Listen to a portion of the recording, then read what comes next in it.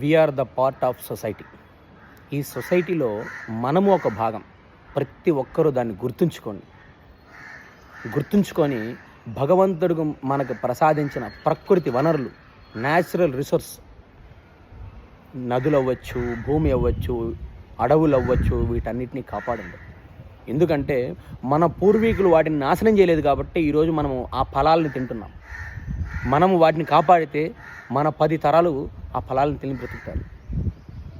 Development అన్న పేరుతో అడవులు నరికేయడం, నాశనం చేయడం, నదులను కలుషితం చేయడం, ఎక్కడ పడితే అక్కడ చెత్తని డంపింగ్ చేసి భూమిని పొల్యూట్ చేయడము,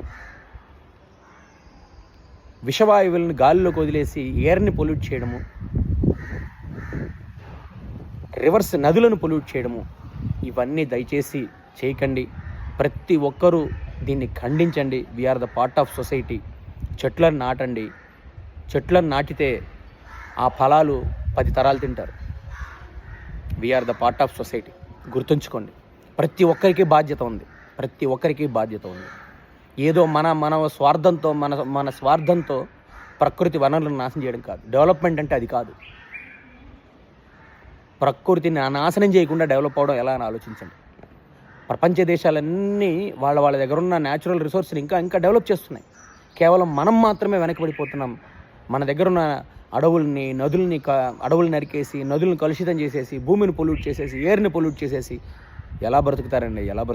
తర్వాత తరాల వాళ్ళు ఎలా బ్రతుకుతారండి? ఆలోచించండి.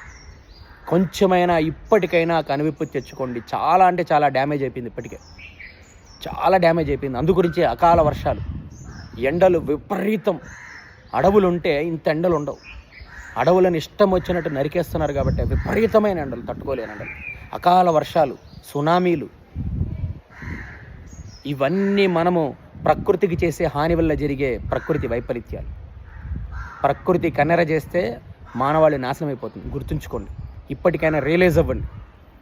We are the part of society. ప్రతి ఒక్కటి we are the part of society. గుర్తుంచుకోండి.